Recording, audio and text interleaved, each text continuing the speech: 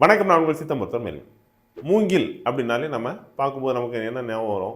அது ஒரு கைவினைப் பொருட்கள் செய்யலாம்.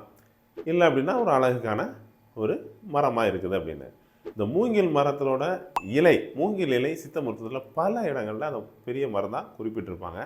இந்த மூங்கில் இலையோட மருத்துவ குணமாக சித்த மருத்துவத்தை என்ன குறிப்பிட்டிருக்காங்க அப்படின்னா, குடல் கட்டு சூளை அரும் குன்மவலி உதிரம் உடலை விட்டு ஓடி ஒழிக்குமே மடல் தங்கும் வேல்வெளியாய் கேளீர் வெகு நலமா மூங்கிலிலே சாலஸ்ரோனிதம் போம்தான். இந்த பாட்டை கேட்கும்போது தெரிஞ்சிருக்கும், பெண்களுக்கான இந்த உதிரைக்கட்டுன்னு சொல்லக்கூடிய அந்த மென்சுரல் சைக்கிள் சரியாக வராதது, பிசிஓடி இந்த மாதிரி உள்ள இஷ்யூக்கெல்லாம் இந்த மூங்கிலிலே ஒரு மிகப்பெரிய மருந்தாக நம்ம சித்த மருத்துவம் குறிப்பிட்டிருக்காங்க. இதை எப்படி யூஸ் பண்ணலாம் அப்படின்னா, கொஞ்சம் மூங்கில் இலை, சதகுப்பை, ஓமம், கரிஞ்சீரகம் இந்த பொருட்கள் எல்லாமே சம அளவு எடுத்துக்கணும்.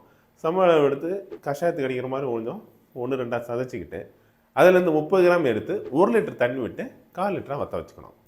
1/4 லிட்டர் ஆனோன்னா அதை வடிகட்டி காலையில் பாதி சாயங்காலம் பாதி சாப்பாட்டுக்கு முன்னால் குடிக்கணும்.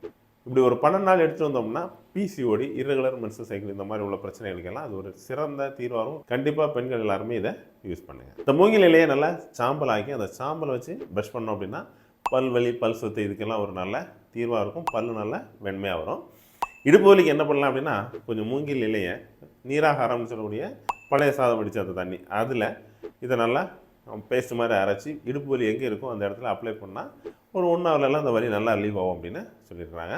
அது மாதிரி கால்லையோ இல்லை எங்கேயாவது முள் தைச்சிட்டு அப்படின்னா மூங்கில் இலையை அரைச்சி முள் எந்த இடத்துல தைச்சதோ அந்த இடத்துல வச்சு கட்டிட்டா போதும். கட்டிட்டு ஒரு 12 ஹவர்ஸ் கழிச்சு நீங்கள் பார்த்தீங்க அப்படின்னா அந்த முள் அதில் ஏதாவது சின்ன பீஸ் இருந்தால் அது வெளியே வந்துடும். அதே மாதிரி அதில் செப்டிக் ஆகாமல் இது பாதுகாக்கும் அப்படின்னு சொல்லியிருக்காங்க. ஸோ நெக்ஸ்ட் டைம் நீங்கள் அந்த மூங்கில் பார்த்தீங்க அப்படின்னா அது சாதாரண அழகு செடி நினைக்காம அதோட மருத்துவ குணத்தை கண்டிப்பாக லேடிஸ் எல்லாருமே அந்த மூங்கில் இலையை கவனமாக சேர்த்து வைங்க.